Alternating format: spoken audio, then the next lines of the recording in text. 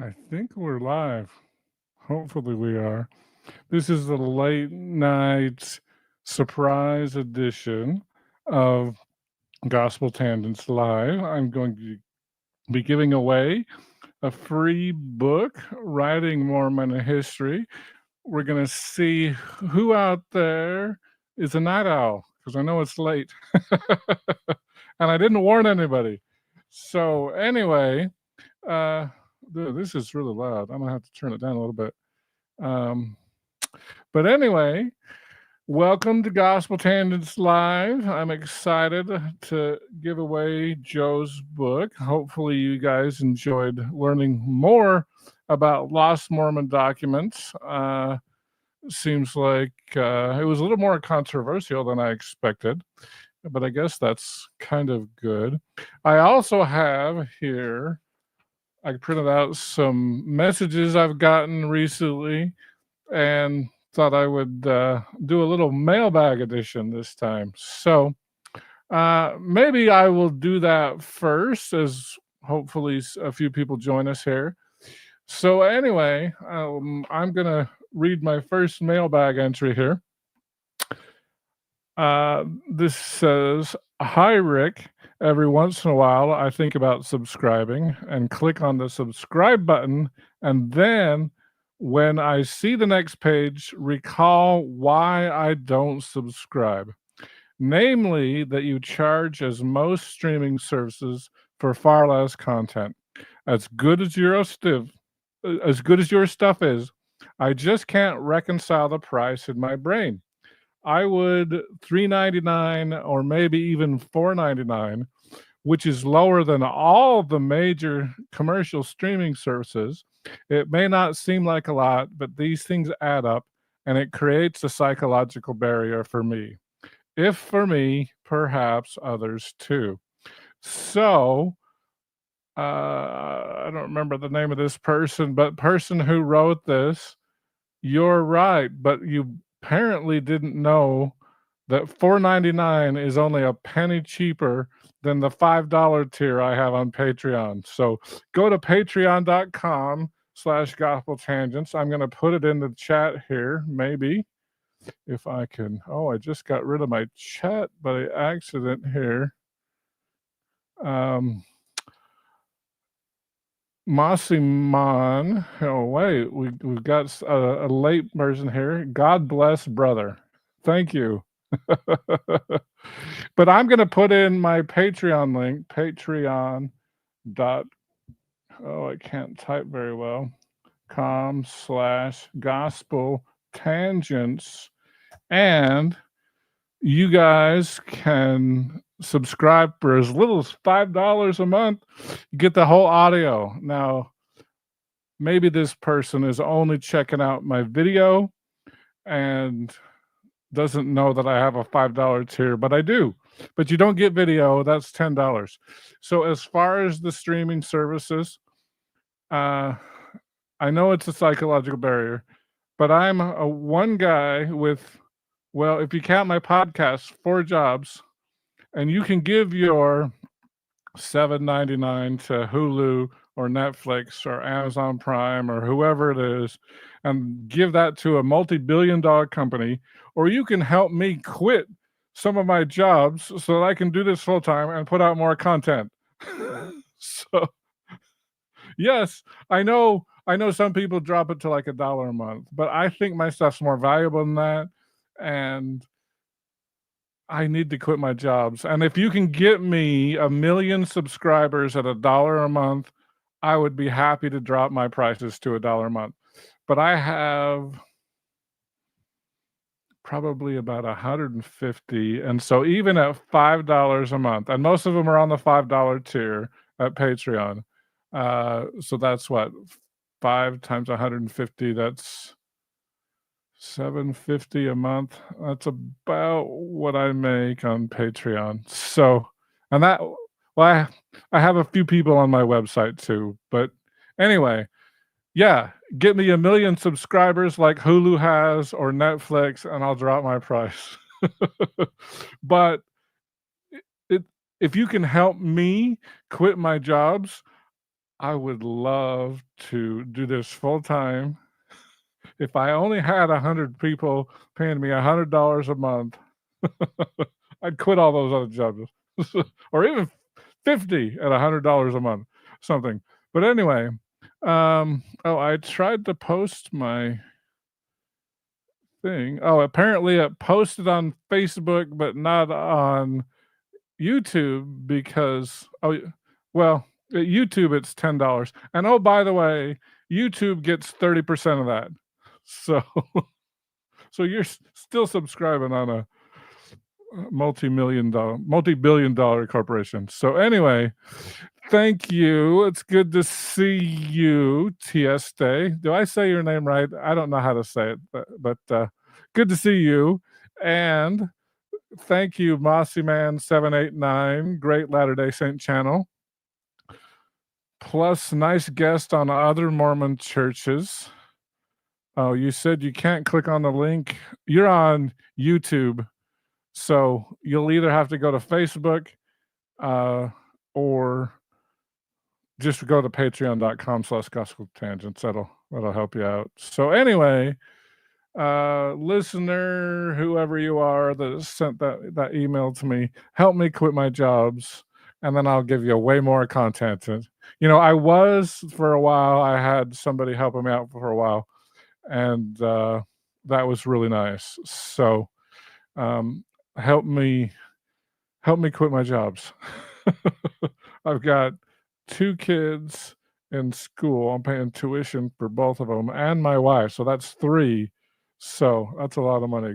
So anyway, here's another question, and I think I actually answered this question, but I get this question a lot, so I thought I would do it again. Hi, Rick. I'm a huge fan of your podcast. Question for you. Do you have the address to the new temple in Bountiful, Missouri that you recently went to?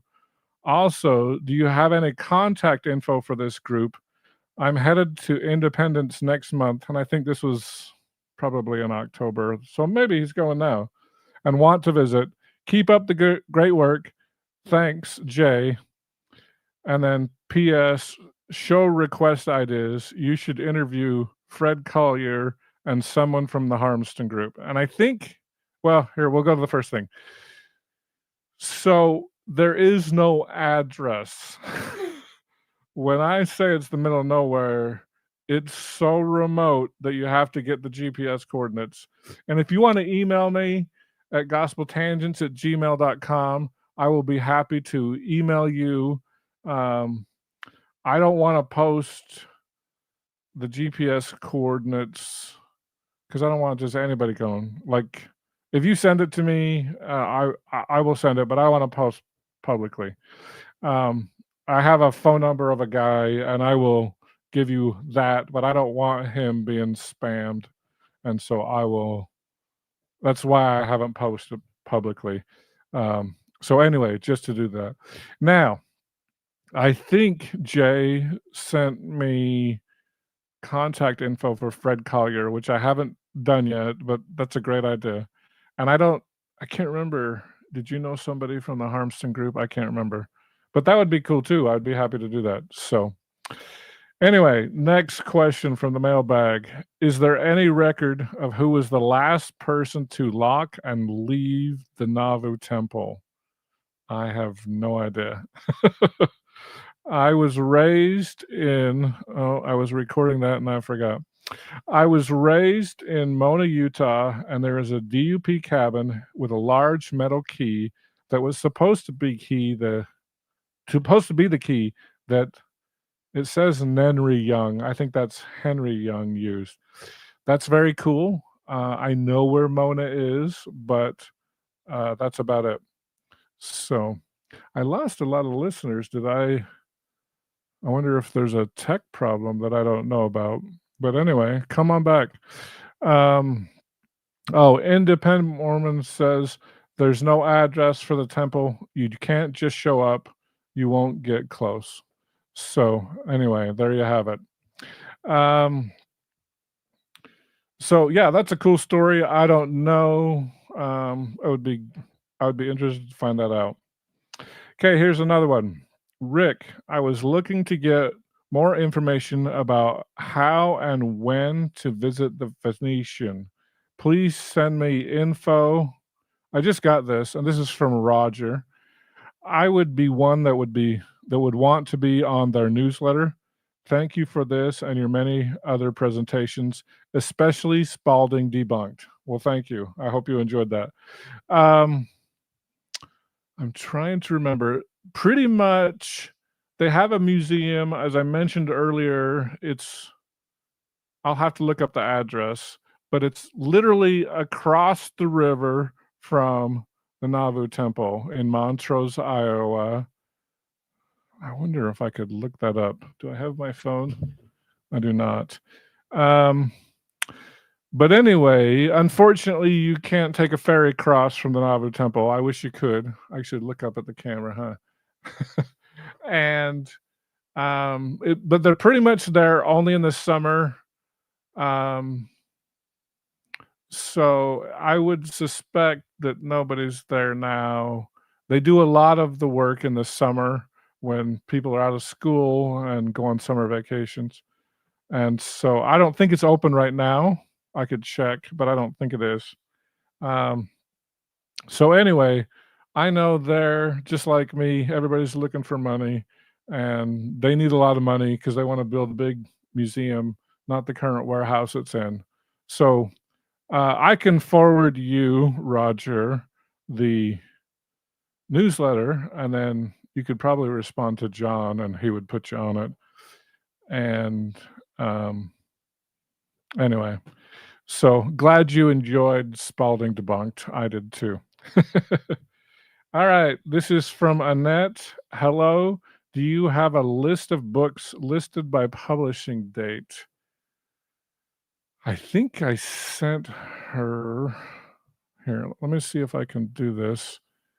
I'm going to try to pull up another window. And I do. It's a Google sheet. Let me see if I can hold it. I'll try to post it in the comments here. This is a link to all of my transcripts and um, a lot of the books that are mentioned in the podcast. So let's see. I think this is it. Oh, let me share this link. So I'll share it with all of you.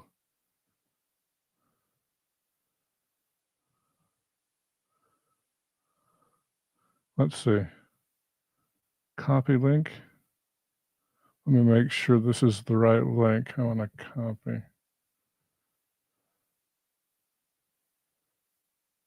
Hopefully,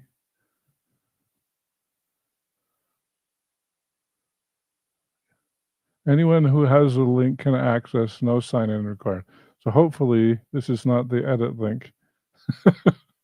And we'll see. It probably, well, we'll find out. It's a Gmail, Google. We'll see if this posts. So yes, this, did I post it twice? I probably did. Oh, no, you know what? That was the wrong one. Let me delete that again. How do I get the...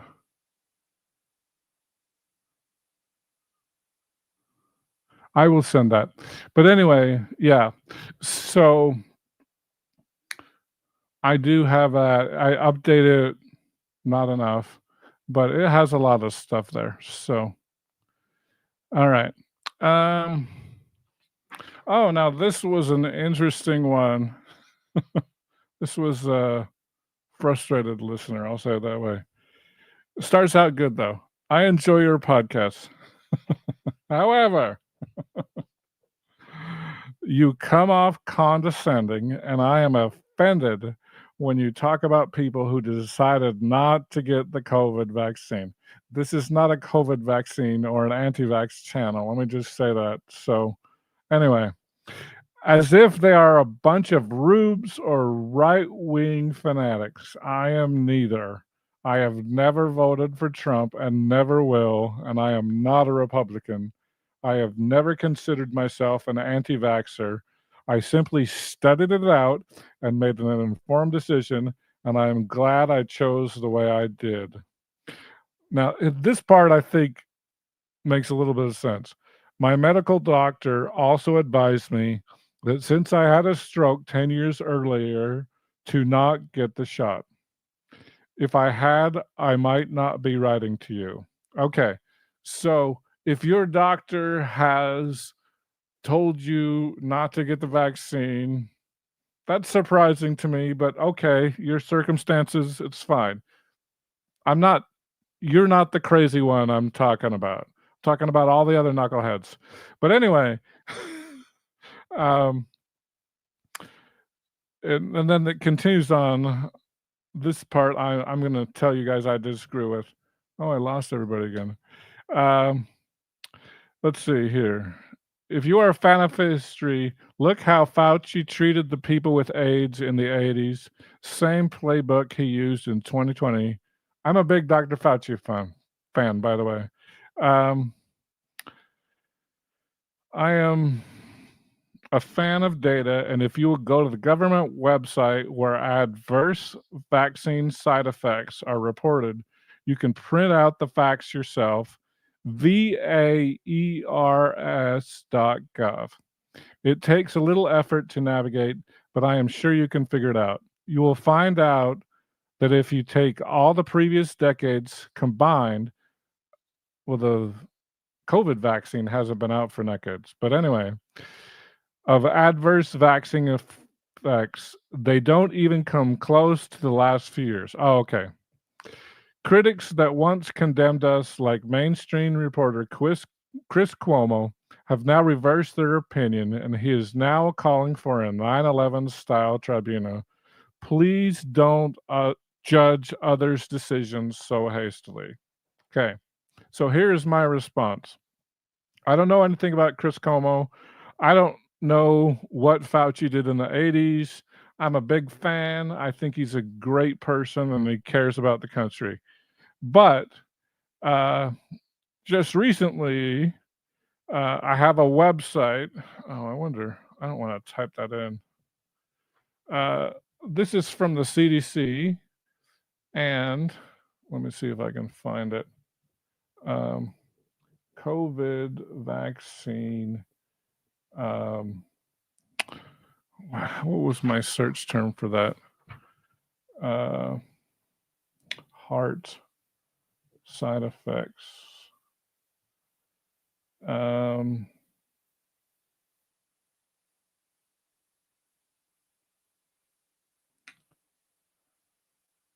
Is this the one? I think it might be. Let me double check. Oh, this is from Australia. That's the wrong one.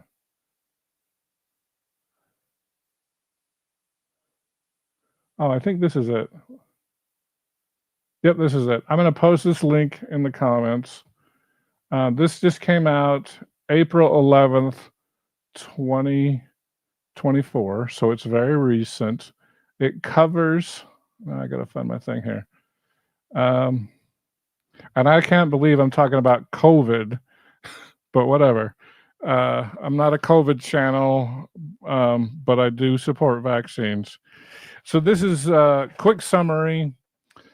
There's an article titled Assessment of Risk for Sudden Cardiac Death Among Adolescents and Young Adults After Receipt of the COVID-19 Vaccine in Oregon from June 2021 through December of 2022. So this is just Oregon. I think this can apply to other places, but what is already known about this topic? In April 2021, cases of myocarditis after COVID-19 vaccination, particularly among young male vaccine recipients, were reported to the Vaccine Adverse Event Reporting System. This is the same bears that, what was the guy's name? Whoever that was that wrote to me. So what is added to this report? To determine risk for sudden cardiac death among adolescents and young adults after COVID-19 vaccination, investigators examined June 2021 through December of 2022 death certificate data for decedents aged 16 to 30 years old.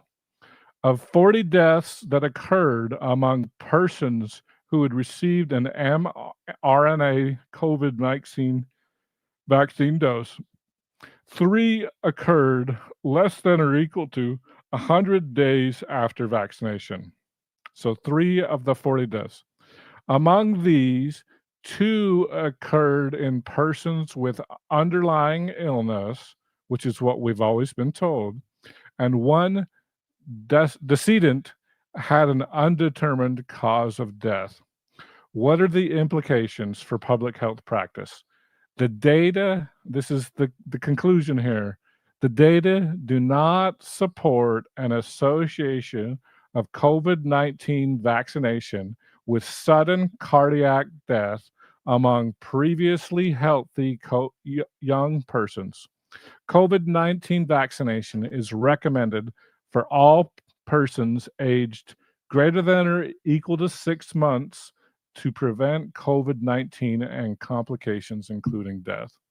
So, um, I rest my case. I'm sure there are some adverse events. I have a relative that was on a mission in Colorado. She got her COVID vaccination, and within, and I don't even think it was the first dose. I think it was the second or third, maybe. I think it was the second.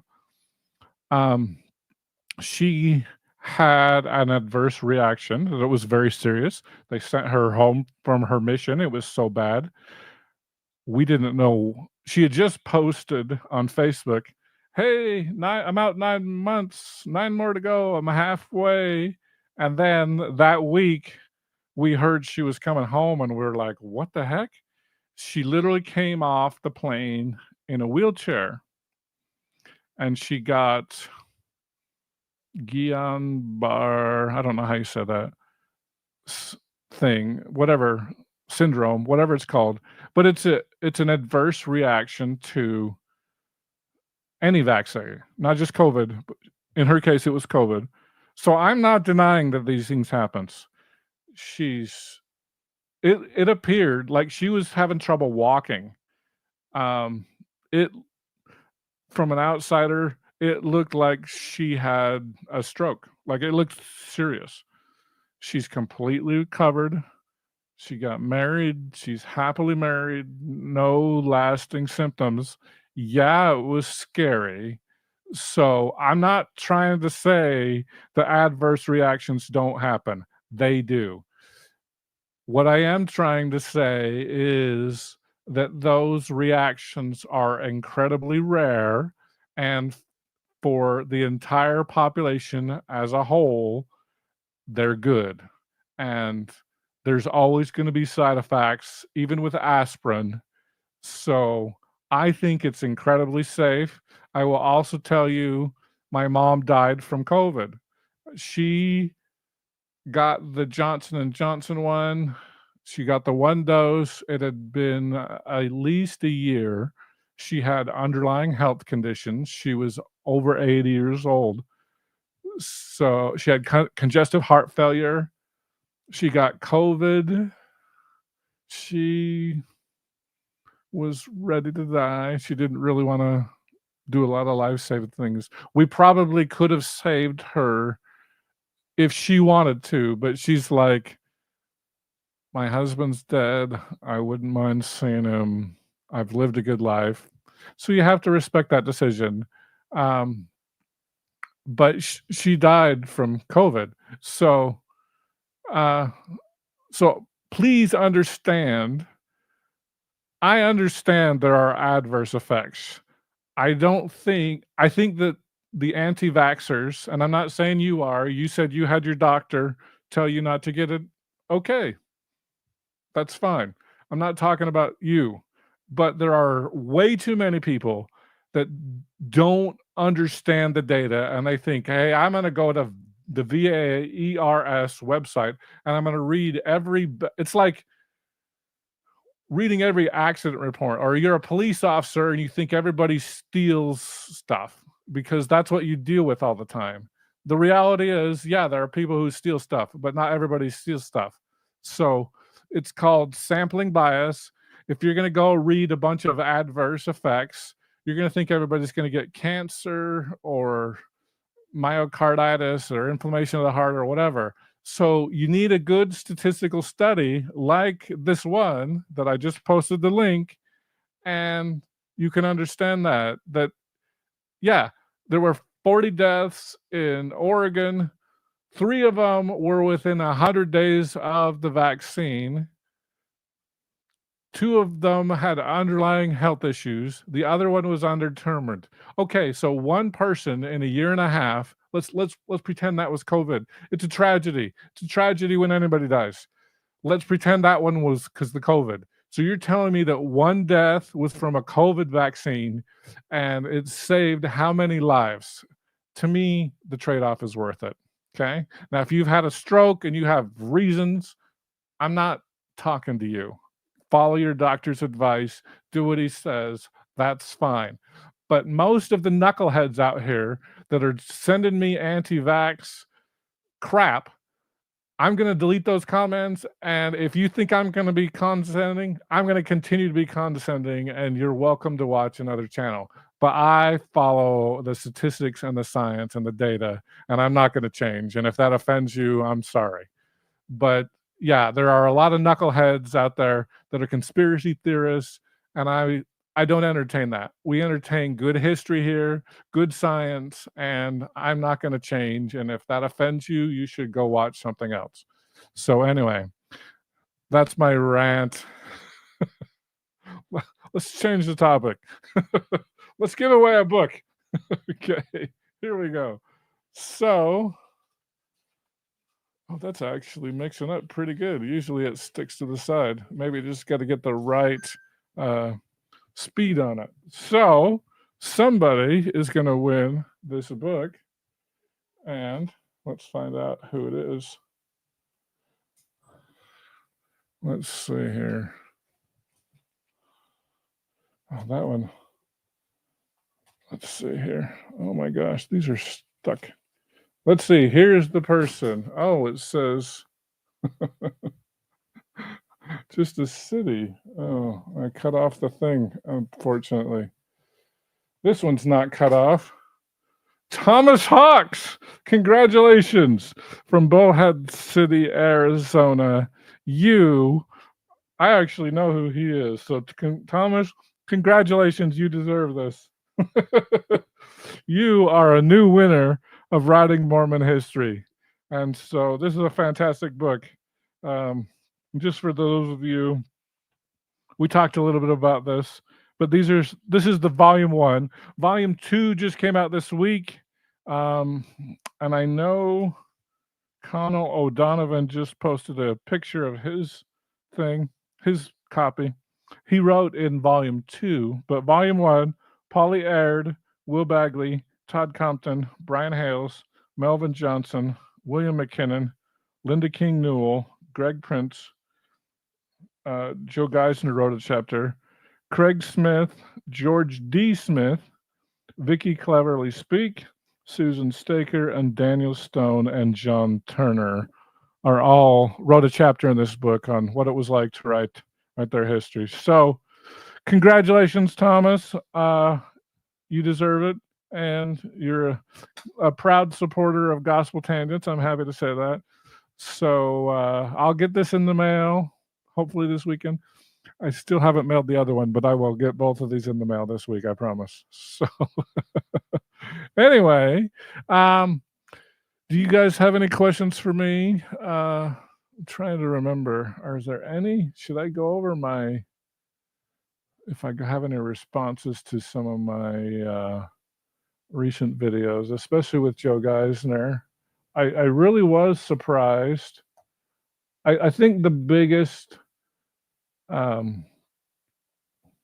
comment that I got with regards to Joe Uh, some people disagreed with his take, and that's fine. Um, but he was doing that off the top of the head. So there were some things, Clint, regarding the Parley P. Pratt murder. Um, said, for an expert on church history, this guy really stumbles when it comes to the Orson Hyde situation. So, first thing I want to say is he claimed he was a researcher, he was not a historian. Um, so, Clint, I think you're being a little hard on him. I happen to have just completed a deep dive on that, and he is dead wrong. I'm disappointed you, meaning Rick, didn't push back on that. He's factually If he's factually inaccurate on a subject I know about, how can I trust him on any other topic he discusses? Well, the purpose of that interview was not on Parley Pratt. Uh, he's an expert on what was lost, and a Parley P. Pratt and an Orson Pratt journal were lost, and that's what he's an expert on. I just thought it would be nice to fill in some details. Um, and we didn't talk about that beforehand. He's not a Pratt murder expert. He's not a Mountain Meadows expert, and I just wanted to talk about it. So, yeah, he got a few things wrong. Oh, and then that's funny. I said, "What did he get wrong?" And then Clint said, "Oh, sorry, Orson Pratt." He stated Sarah's side of the story as fact, Sarah Pratt, without mentioning Joseph's side or noting that there is no definitive evidence either way, or without even mentioning that the facts continue to be in dispute. He went on immediately and exclusively with the anti-Joseph version of the story. There are affidavits on the other side of that story. It's very likely that Sarah was having an affair with John C. Bennett at the time, and later in life, after he divorced Sarah, Pratt stated he believes she had cheated on him.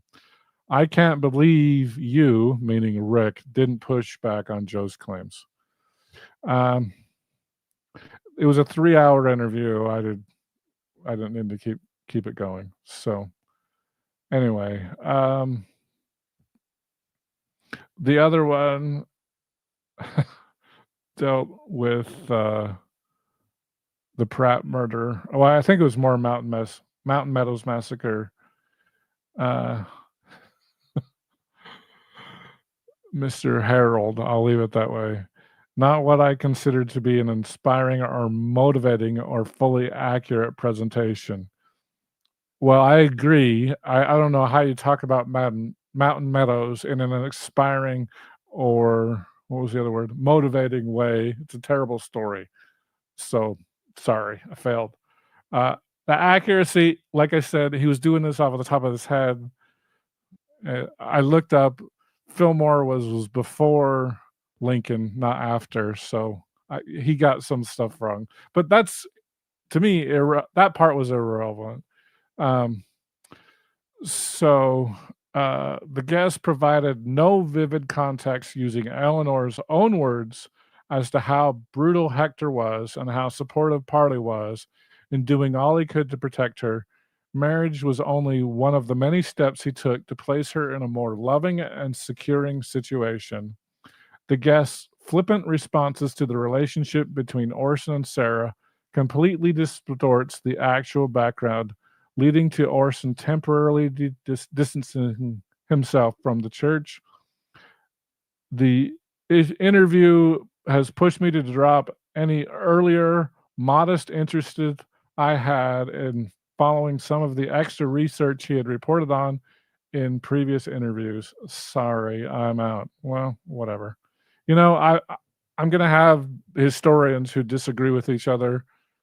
That's what we do. So I'm sorry you were so offended, but I like Joe, and yeah, there's a few things, but like I said, I think I said this in the comments. Could you just start talking about the Pratt murder with no study, just off the top of your head, and get it completely perfectly right? I couldn't. So some of you are being a little hard on him. So anyway, I'm not gonna continue on that road, but, anyway, do you guys have any other questions here as I come back? It looks like got a few people back. So, looks like you don't. I will just mention here really quickly, almost have my Paul Reeve and Christopher Rich interview done. It'll be out either the weekend or next week, and I think it's really interesting. Um, I think the most interesting thing is to place Utah in the context of the rest of the United States, and maybe I should say Deseret because that's what we're talking about in the 1840s and 50s. Um, but California, there's been a claim. This is going to be a little bit of a MythBusters. There's been a claim that Utah was the only state that allowed slavery. I was going to say west of the Mississippi, but that's not true because Texas did. But the only Western state, the implication is the only Western state that allowed slavery. So Paul and Chris are going to push back on that and state that Brigham Young always wanted Utah to be a free state. So we're going to talk about the act in relation to service, how it affected not just slaves, but indentured servants, apprentices, prisoners, which I thought was interesting. And so it's not accurate to say that Utah was the only state that allowed slavery. One of the interesting facts that I thought was super interesting, California was a free state, and they had 1,500 slaves. The free state of California had 1,500 slaves. Utah, the quote unquote slave state, which really isn't accurate, especially after talking to Paul and Chris. But I'm using the term that people use. Only had about 100, so 15 times more slaves in California than Utah. California's bigger, obviously, but slavery was never a big thing in Utah. And I did say, and I think this didn't get in the interview, so I'm going to give you this. I said, is it true that, and I really should say Deseret, not Utah, that the territory of Deseret wanted to come in as a slave territory? And Paul said, no, that's not true. Actually, what he said was, well, when are you talking about? So I don't want to give away the interview. There was an apostle that I'll let Paul and Chris explain to you that did kind of push slavery. And who was the guy? Kane? Was it Thomas Kane? I think it was Thomas Kane, if I have that right. That said, you don't want to be pro-slavery or anti-slavery. You just want to create a territory. And Brigham Young got after this apostle and said, don't do that again. We're not a slave state. We want to be a free state. So I thought that was very interesting. And so we'll talk about, because I know I've talked about the differences between slave labor and Indian labor. There are some differences, but Paul and Chris argue that the act in relation to service was trying to elevate the status of slaves from mere property. Brigham didn't want to split up families, especially didn't want people just selling slaves against their will. The slave had to consent, so he was trying to give them some rights. And so Paul and Chris argue it's a form of gradual emancipation.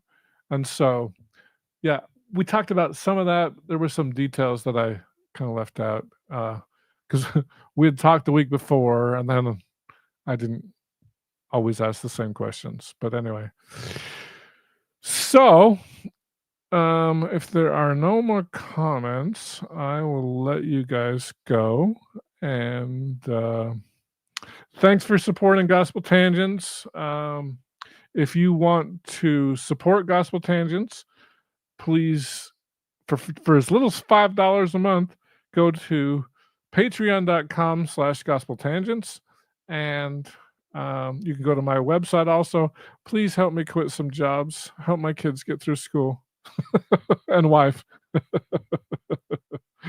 But thanks again for supporting Gospel Tangents, and if any of you are interested in talking to me, I'm trying to do some market research, and so if I can run some ideas by you, whether you think they're good or bad, uh, send me an email at gospeltangents.com. So, excuse me.